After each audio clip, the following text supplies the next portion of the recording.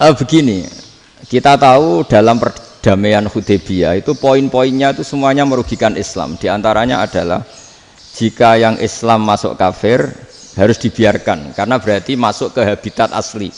Karena Nabi sebelum jadi Nabi komunitas pokok itu kafir, sehingga kalau Islam masuk kafir kembali ke habitat. Tapi kalau Islam masuk kafir, kafir masuk Islam itu harus dikembalikan karena dianggap bid'ah. Maka kalau kamu dituduh bid'ah itu tenang saja dulu, Nabi itu ya dituduh ji'ta bidinin muhdas, kamu datang dengan agama yang baru. Cuma agak diteruskan wa kullu muhdatsatin bid'ah wa kullu bid'atin dalalah. Jadi orang-orang kafir dulu kalau ngomentari Nabi ya ji'ta bidinin muhdas, kamu datang dengan agama yang baru. Nabi nurut. Semua perjanjian yang merugikan Islam itu Nabi nurut. Tapi Nabi hanya minta satu hal, jangan ada perang 10 tahun. Dan orang boleh seminar, boleh diskusi tentang Islam.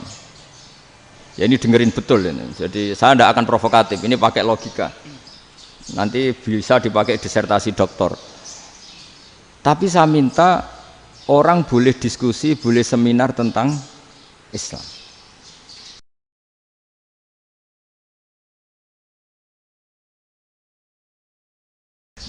Assalamualaikum warahmatullahi wabarakatuh. Bismillahirrahmanirrahim. Rabbi shrah li sadri wa yassir li amri wa hlul 'uqdatam min lisani. Allahumma shalli wa sallim ala sayyidina Maulana Muhammadin wa ala alihi wa sahbihi ajmain. Amma ba'du. Ini yang saya hormati pertama, pengatur saya ini Profesor Dr. Haji Maskuri. Yang cara ngomong tidak kayak profesor tapi kayak jurkam. Jadi kalau ciri utama akademisi itu kalau ngomong itu teduh, datar, runtut, sehingga memaksa orang lain itu menerima karena runtutan logika yang terbangun. Ya, kalau ini enggak, pokoknya kasar gitu, pokoknya orang itu. Ini agak lazim, agak dalam dunia ilmu. Semua wakil rektor, semua yang hadir yang saya hormati, saya seperti yang dikatakan moderator, Pak Sinten.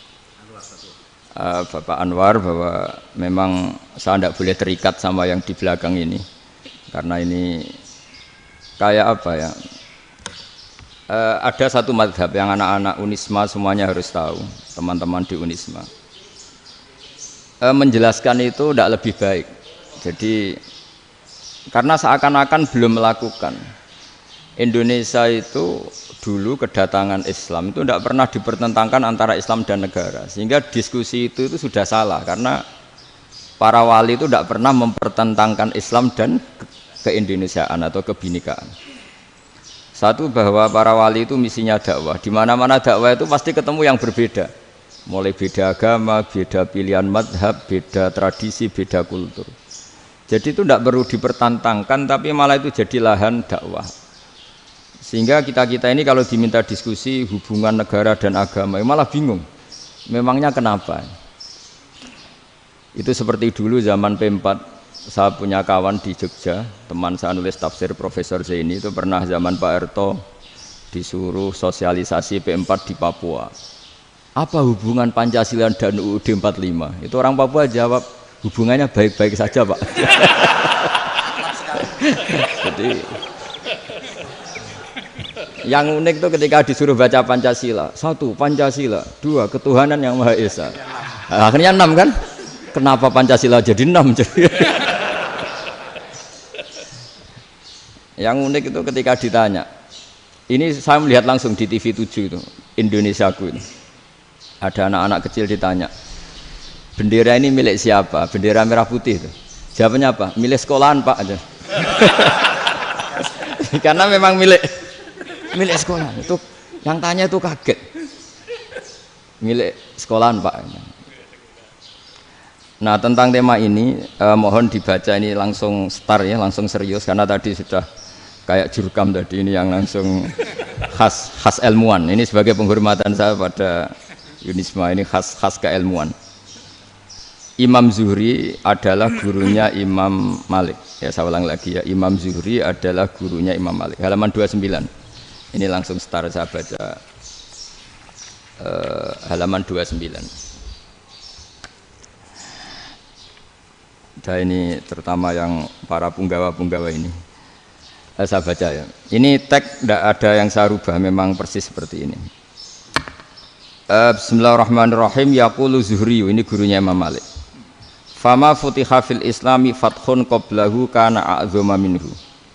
Innama kanal qitalu haitsul taqon nasu.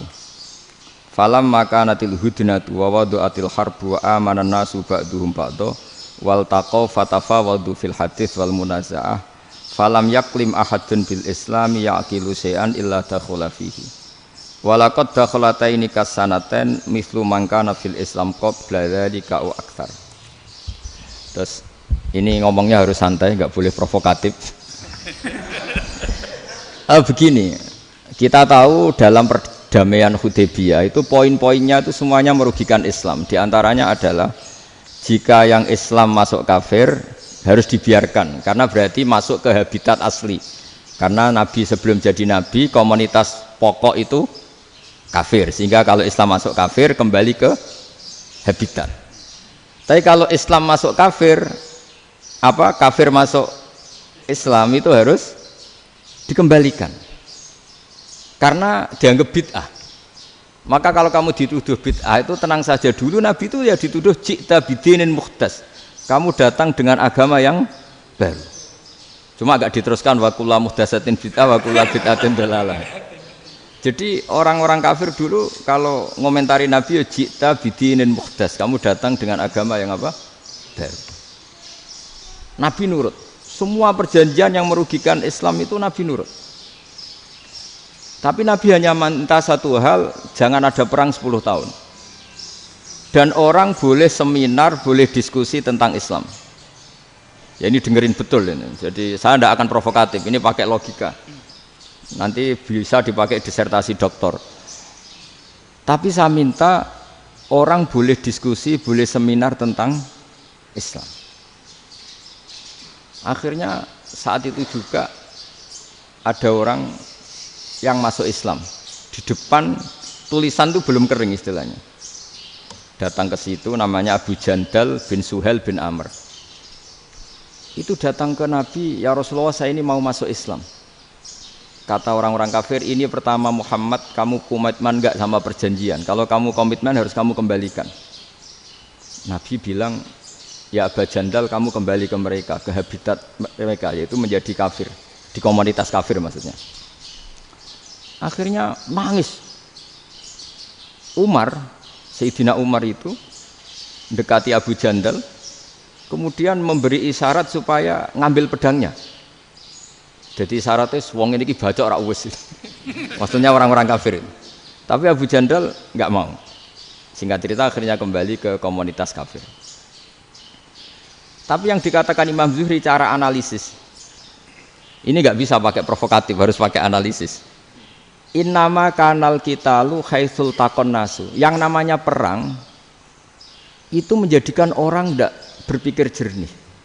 Ini poin yang diambil oleh Rasulullah. Kalau dibahasakan Nabi curi kesempatan, masuk Nabi dikatakan mencuri, meskipun itu hanya bahasa ya. Nggak mungkin lah kita bahasakan seperti itu. Saya ulang lagi ya. Kenapa ada perang berkesinambungan sampai tahun ke-8 Hijriah? Mulai tahun kedua ada perang Badar sampai tahun 8 Hijriah itu perang terus. Nabi sama orang kafir perang terus. Akibatnya apa Pak Profesor? Namanya perang itu ya nggak kau bermikir. Pokoknya agar ketemu Islam perang, Islam ketemu kafir perang nggak kau bermikir. Padahal Islam itu bisa diterima oleh akal sehat, harus lewat diskusi, lewat pengamatan, lewat pemikiran, lewat pengendapan berpikir. Makanya Nabi tahu ini masalah besar. Kalau orang perang terus, itu gak kober mikir Islam, tidak sempat diskusi tentang Islam. Makanya Nabi hanya minta satu poin. Oke, perjanjian ini saya turutin semua, tapi saya minta orang kafir semuanya boleh mendiskusikan Islam, boleh seminar tentang Islam. Mereka bilang iya, pada pikiran mereka kan diskusi paling piye. Ternyata betul, ada diskusi. Terus temanya gini, kira-kira bener di Muhammad Abu Jahal. Terus Tuhan Muhammad sama Tuhan Abu Jahal itu keren mana? Diskusi. Tuhan Muhammad itu khaliqus samawati wal ardi, yang menciptakan langit bumi. Sebagaimana kampanyenya Muhammad. Ya mereka masih jangkar bilang Muhammad. Kalau Tuhan kita, ya berhala itu yang kita bikin, yang kadang rusak, yang kadang kudanan, terus lemutan, pokoknya terus diskusi. Kita kok bener pengirannya Muhammad. Terus Muhammad Abu Jahal. Mulai dhisik Muhammad itu ora tau bodoh nih. Mulai dulu Muhammad tuh gak pernah bohong. Abu Jahal, waduh, wis bodoh nih ngongkonan. Wis ribet kan? Dan semua diskusi itu mengarah ke kebenaran Islam. Wah, akhirnya wong kafir sing tokoh-tokoh cara Jawa yo wah semane jebule masalah ini kan. Artinya gini, kalau kita ingin Indonesia damai, sebenarnya yang untung itu Islam. Karena Tuhan yang menciptakan langit dan bumi tentu gak akan diperbandingkan atau akan dikalahkan oleh Tuhan yang lahirnya saja sudah di bumi. Misalnya kita menjual Tuhan Allah, siapa itu yang menciptakan langit bumi, yang ada sebelum langit bumi? Bandingkan dengan Tuhan yang lahirnya di bumi, ada tanggal lahirnya, ada aktenya, itu kan sudah ribet kan? Begitu juga kalau memperbandingkan tokoh, Muhammad itu siapa? Tokoh yang bisa menyatukan pan Arabik, tokoh yang begini-begini, yang sayang istri, sayang keluarga. Dibandingkan dengan tokoh Abu Jahal, Abu Lahab yang corong Jawa penggaweannya yang ngerugikan orang lain. Akhirnya orang itu mulai tertarik sama Islam. Makanya kata Az-Zuhri pakai bahasa dulu, falam yaklim ahadun bil Islam. Tapi kalau sekarang yang populer itu bahasa yatakallam. Sebenarnya yang benar itu bahasa kalimah yaklimu kalaman, karena masdarnya itu kalam, berarti sulasi nopo mujarrad. Tapi di fi'ilnya itu mujarradnya enggak kelaku. Jadi di fi'ilnya takallama ya takallamu, tapi untuk masdarnya yang kelaku kalaman. Jadi ini agak unik, agak enggak lazim. Sebenarnya kan takallama ya takallamu takalluman, tapi di masdarnya kalam populer, tapi di fi'ilnya tidak populer. Saya teruskan ya. Ini penting sekali. Jadi menjual Islam, kalau boleh dibahasakan menjual, itu tetap enak dalam kondisi damai. Karena kalau kita perang, itu bawaannya kalau ketemu ya perang. Kalau ketemu perang, sehingga orang itu rakober diskusi dulu. Saat benernya Islam sampai kafir itu bener di. Karena tidak kober diskusi, tidak sempat diskusi, orang yang milih yang kafir. Karena yang mayoritas yang kuat. Sementara Islam zaman itu lemah. Lah Nabi itu yang diminta hudnah, yang penting kita damai. Terus orang boleh mendiskusikan benar mana kita dan mereka. Ya setelah diskusi ya tadi kan nggak mungkin Allah yang begitu keren hebat pencipta langit bumi dibandingkan berhala yang mengurus dirinya sendiri saja tidak bisa.